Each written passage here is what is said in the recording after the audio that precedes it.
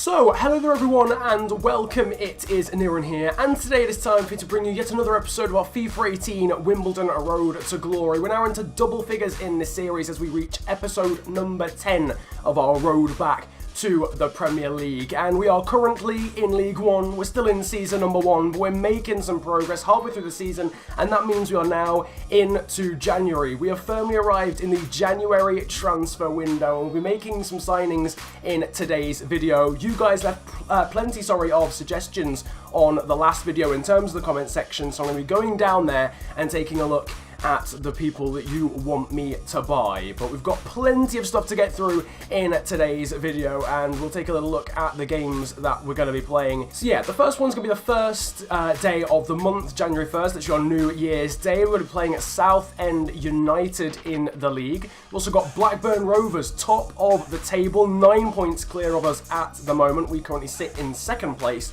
so we're playing them in today's video. But incredibly, in the middle, we've got the big one, a third round cup clash against Manchester City. Finally, we're actually playing a huge team. Despite our massive cup run in the Carabao Cup, we faced two Premier League teams and Wolves. We didn't really face like a actual giant of current English football, in terms of a top 4 or even top 6 club. But now, even though we've only won one FA Cup game, we've somehow arrived at Manchester City, and we're going to be playing at the Etihad as well. So, like a complete idiot last episode, I forgot to do the poll for player of the episode. I know, I'm literally an idiot. Unfortunately, I've been having to rush quite a bit with making videos. I'm not able to record at all from between Friday and Sunday, so I've been having to get videos done in advance, a couple of videos. So, unfortunately, for some reason, with all the rush that's been going on, I just forgot to put that poll in. So I do apologise. There won't actually be a player of the episode for today, but I will make sure there is a poll at the end of it. It's a very good job, actually, that there isn't a player of the episode, because it probably would have been a first teamer, and pretty much all of our first team players are either injured or extremely tired going into the first game against Southend. This is going to be a huge chance as we face Southend to test out some of the players that don't usually play, because the fatigue issues are horrendous and we need to have a full strength side going into that City game, completely full strength, although I am risking it with Azad and Trotter playing. But apart from that, we've got the likes of Sibic, Fuller, Parrott, Nejim Abdu is in, Egli Kaiser. We've even got Lorenzo Vissa making his debut fresh out of the youth academy. Even a point out of this game would be a massive result given the amount of players, the first team players that aren't playing. There are literally 2. This will be a first opportunity to see our first ever youth academy player in this series as well. Lorenzo Vissa breaks the record for the youngest ever player in this series, so he'll be in the Hall of Fame from now on. Dean Parrott, Trotter, Abdu, with a little turn there from Nejim Abdu actually, and now Dean Parrott with a little bit of space. What a finish from Dean Parrott into the top corner from the centre mid, the man who we considered selling in the summer. Wimbledon fans were like, no, and in the end we kept him, and this potentially is the reason why. That's bins. That is 100% certified bins from Dean Parrott right into the top corner. To be fair, Southend gave him an illegal amount of space in the penalty area. There was no way he should have had that much room to operate there. Trying to aim here for Joe Pigott, actually. He's probably our best player aerially, and Dimitri who just scorpion kicked that out. Toby Sibic bursting back, trying to win it. Does. Can he win it back again? Can he keep it from going out for a corner? Yes, he does. Well done, Toby Sibic there. That was some great defensive play. Now here's Dean Parrott through to Azoro. Back into Dean Parrott again, and it's 2-0. Dean Parrott's got a brace. Brilliant 1-2 between Joel Azoro and Dean Parrott. I don't know what, honestly, I'm so baffled. Why is Dean Parrott just suddenly turned into our best striker? Clinical finish. He's our most clinical finisher at the moment, is Dean Parrott. He's only scored twice in the league, and he scored them both in the space of 33 minutes here against Southend. We are 2-0 up, and we've now got a little bit of a buffer zone into Marc-Antoine Fortune. Run being made on the right-hand side here by McLaughlin.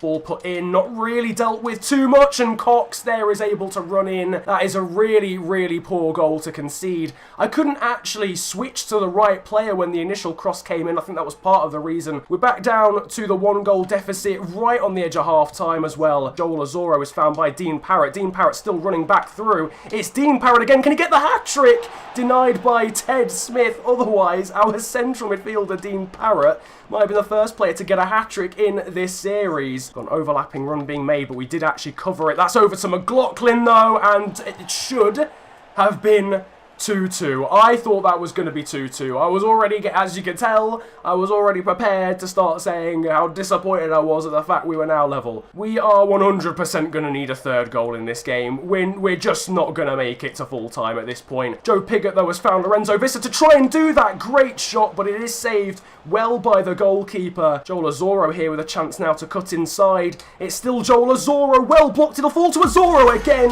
It's so unfortunate for Southend because it's really good defending, but it's tenacious work from Joel Azoro, who stirs the pot for his celebration and grabs our third goal of the game. As I mentioned, it is so unlucky, it's so unfortunate for Southend. It's his 10th goal of the season in the league for Joel Azoro, and it's going to signal his exit from the game to make sure that he is fit and ready for that game against Manchester City in the FA Cup. So Cody McDonald will come on to replace him. Changes made then. Dean Parrott, he's not going to get his hat-trick today, but he gets a standing ovation. Look at that. The Wimbledon fans very, very, very pleased with how he has performed today. He's got a big shout now of playing in that Man City game, given the form that he will now find himself in. Tom Soares over towards Egli Kaiser. Back into Tom Soares again. Could well have been 4 there. Joe Pigott just about gets there, but is offside. Given how much we wanted to sell Tom Soares in this series so far, would have been very, very ironic if he'd have come in his first game and scored. Here though comes Southend, just 11 minutes of this game to go, but Toby Sibic, man,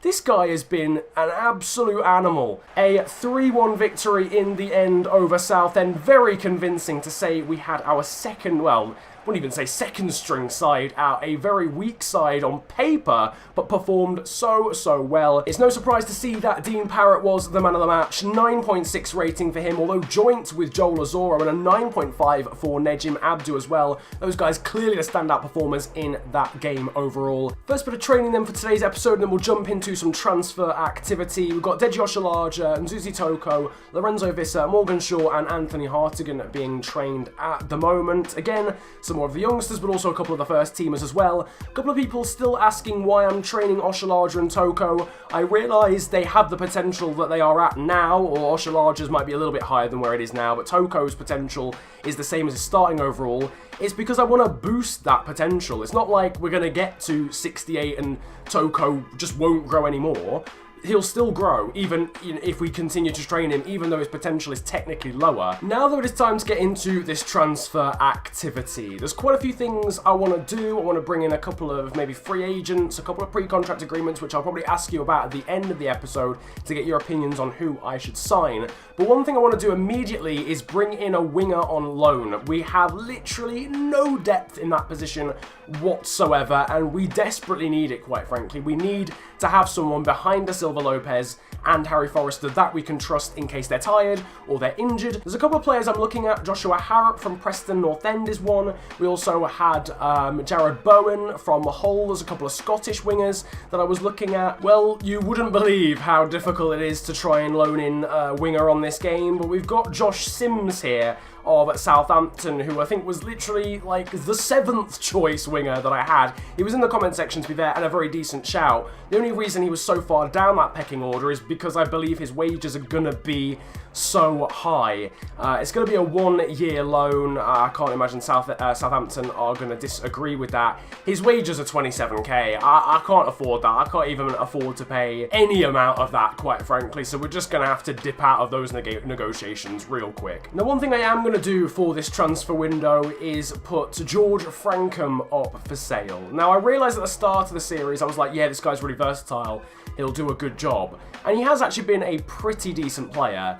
But that's it, a pretty decent player, and he only has any sort of impact at all when he comes on late in a game when the opposition are tied. If I have to start him in a game, he's literally invisible. I've tried 3 or 4 times and I get nothing out of him, so I'm going to add him to the transfer list. He's worth like 500k. Now this could be a bit of a meme signing if it ends up happening. We've got Roy Carroll stepping into our office today, the 40-year-old Northern Irish international. Now, I don't know if this is going to happen, quite frankly, because at the end of the day, Roy Carroll has been around quite a lot in his career, and he might want a hell of a lot in terms of wages. So we're going to have to wait and see on this one. 1-year contract length, he's only going to last that long, so we're going to accept. But okay, Roy Carroll's willing to make it happen, but he only wants 3,200 in fairness. Okay. Oh man, he's only going to be a backup goalkeeper. Let me counter again and go for 3k. Why do they not budge when it comes to negotiations?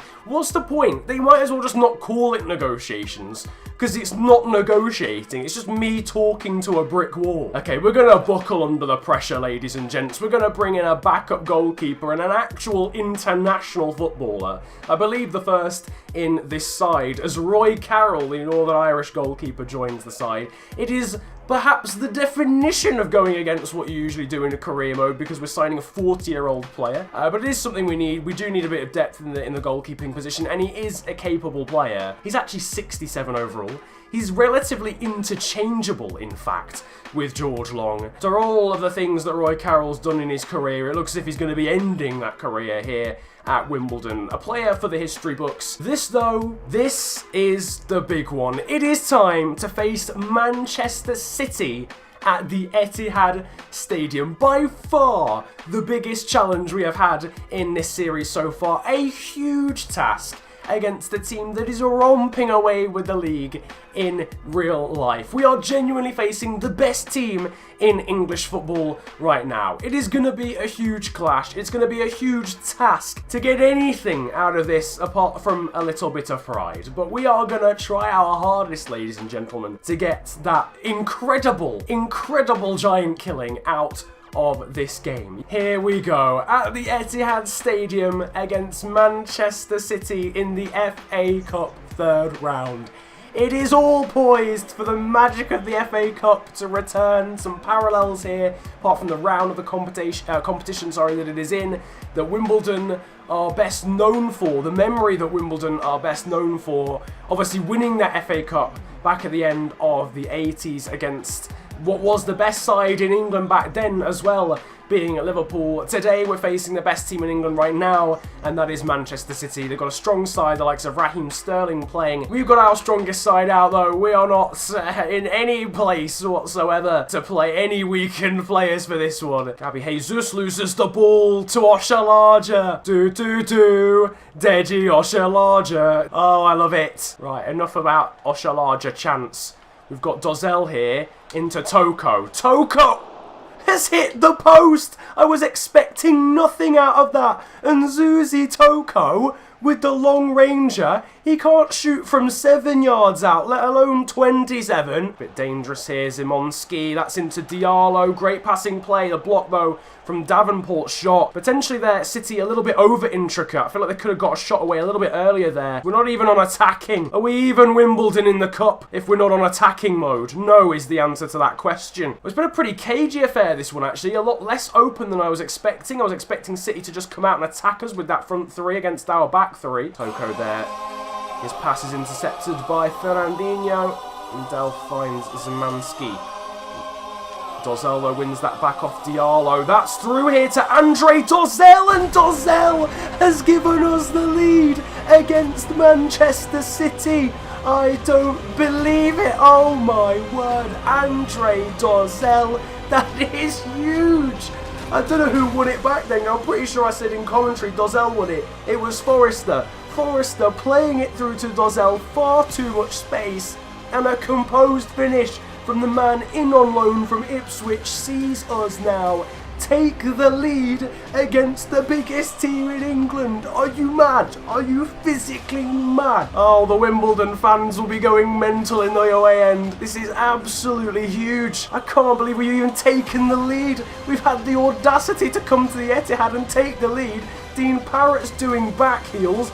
Dozell's got space to find Harry Forrester, and it's saved by Bravo. We've got the blood of Wimbledon giant killings flooding through our veins. The flicks are coming out now. We're playing carnival football. Parrot's got it back here off Fernandinho. He's played it through to Azoro, who's onside. Joel Azoro has made it too. This is incredible scenes here at the Etihad Stadium. We are making ripples in the world of English football right now. The Wimbledon players going mental over in the corner, and quite rightfully, as Joel Azoro is lifted onto the shoulders like some kind of messiah. It was so lucky Parrot got it back off Fernandinho, played it into Azoro. I wonder what on earth is going through the mind of Pep Guardiola right now. His superstars are being carved apart by little old AFC Wimbledon. 3 minutes of injury time then in this first half are done and dusted. People, calm down. Keep your heads up. I'm trying not to lose mine. We're 2 goals up against the best team in England right now, Manchester City. At the Etihad, away from home, we are winning 2-0. I'm so glad we've got this buffer zone as well, because City's bench has got De Bruyne, David Silva and Sergio Aguero on it. So I'm surprised they haven't brought them on yet. Support there from Toko. This is Dozell. Lovely back heel through to Joel Azoro. Went for the first time, finesse effort. That would have been assist of the series so far from Andre Dozell. What a back heel that was. Look at that top left. We've actually come to City's backyard and dominated them. We're on 60% possession right now. And here comes one of the big changes I mentioned earlier. David Silva on for the youngster Diallo. I quite frankly cannot believe what I am seeing in this football match, as again Fikayo Tomori comes in with a challenge there. And here we go, Pep Guardiola's really starting to bring the big guns out now. Kevin De Bruyne on for Callum Davenport. Oh, Da Silva Lopez now with the defensive work. We're gonna need this. Everybody's put in a shift so far. Lyle Taylor though has found Joel Azoro. Oh, what a save from Claudio Bravo. Oh, as Azoro was about to get his second goal of the game. Joel Azoro, what a save that was though from Claudio Bravo. In the meantime, Sergio Aguero's just come on for Gabby Jesus, and City have genuinely made the 3 big substitutions I was talking about. 12 minutes only to go in this football match. City are throwing absolutely everybody forward. Absolutely everybody forward now. They have to. They're on the verge of being embarrassed in this football match. He's got support in the middle as Aguero finds Szymanowski. It's back to Aguero again, surely offside. He wasn't. Who was keeping him on? Thankfully, the chance is completely messed up. We're coming forward again though here with Dean Parrott now. We are fearless in this game. Ball over the top there towards Harry Forrester. Delph claims Azoro hits the post as it came down to him. It could have been 3 twice now in this game. City bring the ball forward. Szymanowski slowed down there by Nzuzi Toko, and Toko eventually wins it back and goes in for the challenge on Aguero. It's a foul. Referee gives the advantage.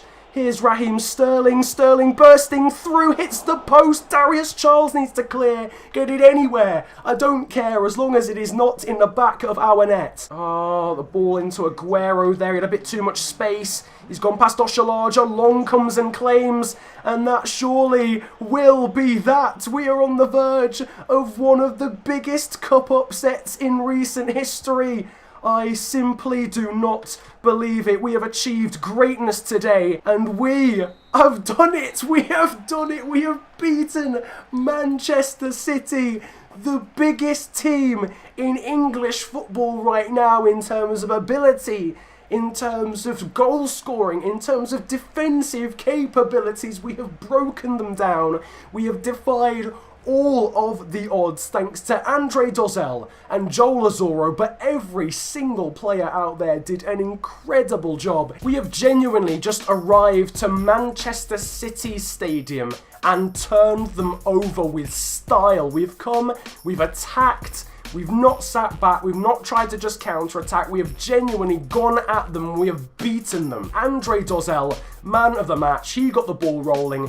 Dean Parrott, again, he has got to be a huge contender for player of the episode right now. Forrester with a 9.1, 8.3 for Azoro. The whole back 3 were astonishing. George Long was barely troubled in the whole game against Manchester City because Tomori, Oshalaja and Darius Charles were absolutely astonishing. Just confirmation as well, we've got 76k in terms of prize money, which again I never seem to see. Someone explain that. So I did see someone explain it in the comment section before, but if someone could explain where tournament prize money goes, that'd be really cool. And Alfie Egan, one of our youngsters, has gone out on loan to Shrewsbury, so that should now free up a little bit of cash as well in terms of wages. So that is quite nice as well. Now, one thing I mentioned earlier on in this episode, potentially, is that we're looking at bringing in at least one player on a pre-contract agreement. Two positions that I do think we need to strengthen on in terms of depth going into that season, or just in terms of quality, is both the centre-back position and in terms of wingers as well. But I want to know from you guys whether you think we should bring in a centre-back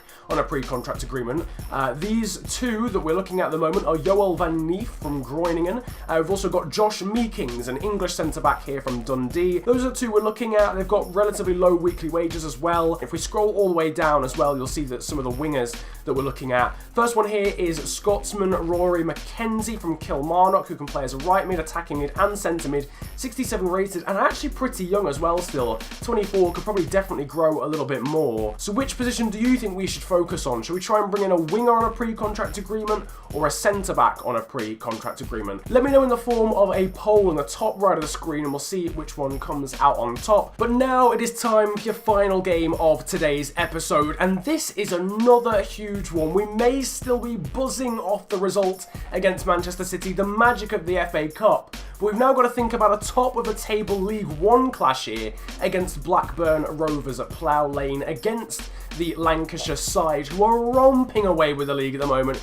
Can we try and halt their momentum, or will they continue to run away with this? It's been an episode of monumental performances so far, and we need another one. Can Dean Parrott provide yet another incredible performance? Having been so unbelievable so far in today's episode, Lyle Taylor looking for a good performance of his own and forces a save out of the Spanish Blackburn goalkeeper. 2 minutes it took for a shot in this one. Best defensive team in the league are Blackburn. Only 15 goals conceded in 26 games. That is outrageous. And they're good going forward as well, because Bradley Dack there with the header at the near post just finds the side netting. Oh, Florence, that's a terrible position to give the ball away. Here's Dack again, this time with his feet, goes for the curling effort, but it's just wide of the post. Oh, Florence, for goodness sake. Bennett's been found here. That's into Adam Armstrong. And Blackburn should be 1-0 up, I feel, by this point. It's not difficult to see why Blackburn have by far the best defence in this league. I mean, they've conceded, what, an average of 1 goal every 2 games, near enough? Still Caddis, Liam Trotter. He's gone past Liam Trotter. Ball in there to Bradley Dack. And again, saved by George Long. We're under fire in this game. Blackburn have definitely been on top, I feel, in this one. And let's try and start a counter-attack here with Harry Forrester. Now into the very pacey Nzuzi Toko.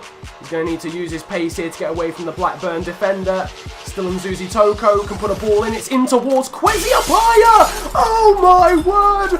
What a goal from Kwesi Appiah! That is absolutely unbelievable from the Ghanaian on the full volley. Straight into the top corner.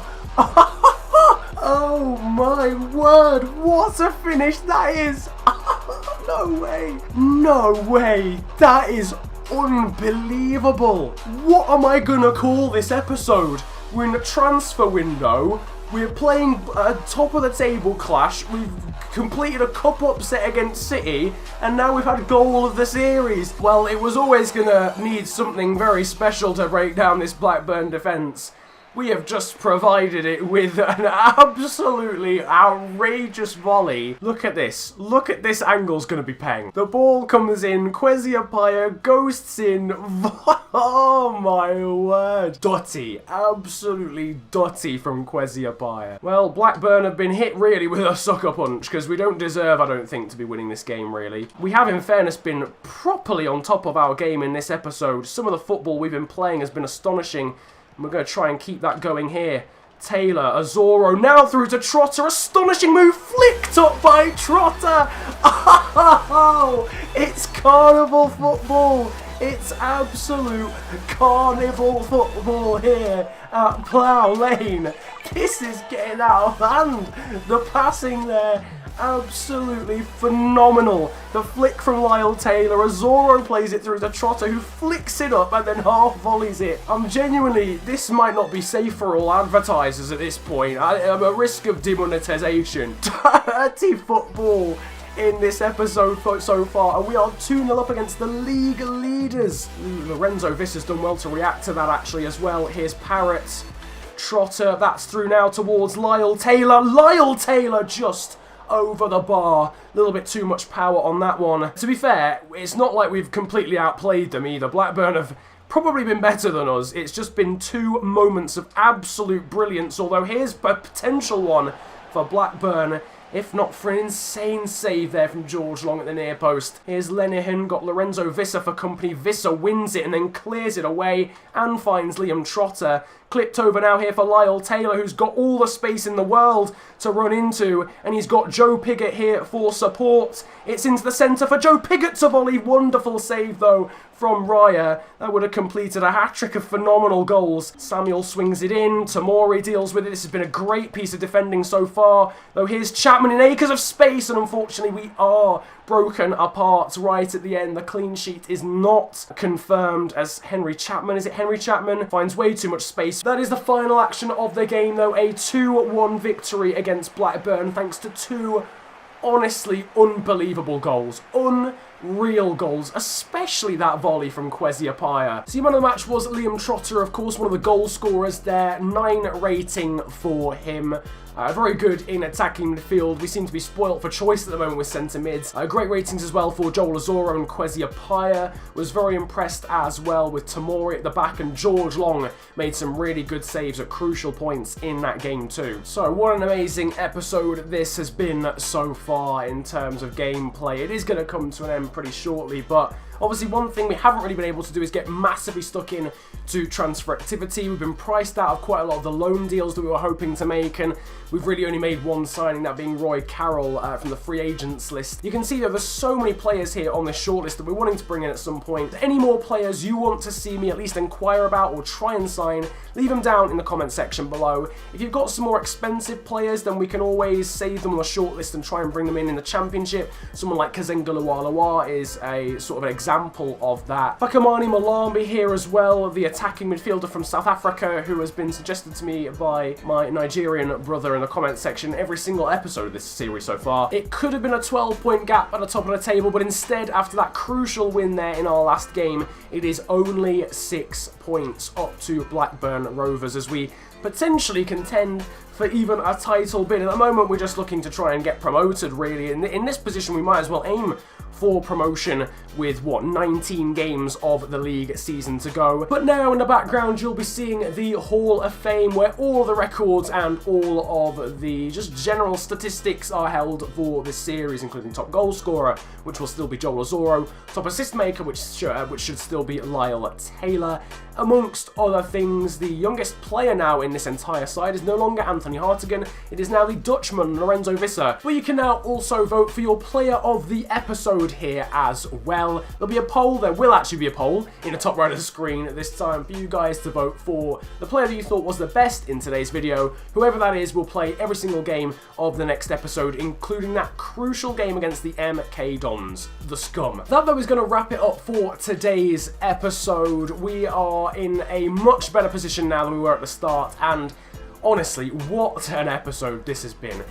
Surely, with the amount of stuff that has happened today, this video deserves a like, and you can also subscribe if you are new to the channel. Unreal scenes during the course of today's episode, and I hope you have enjoyed it. If you enjoyed and you want to follow me on social media, you can do. My Twitter handle is @theofficialfng, links are down below, and my Instagram is exactly the same. But apart from that, it has been an absolute pleasure ranting at you guys today. What an episode this has been. Have a great day, man. Enjoy yourselves, and goodbye. Yo, Massappels. I roll out with some monsters. Looks like your team and you watchers. I do not roll with imposters. Sound like the man in the Oscars. I'm drunk of Henny and Fosters. I have a career, I am jobless. This bitch f me so hard, I might just end up unconscious. I like girls in lingerie, especially if it is crotchless. Bitch, I am the bigger picture. There is no way you can crop us.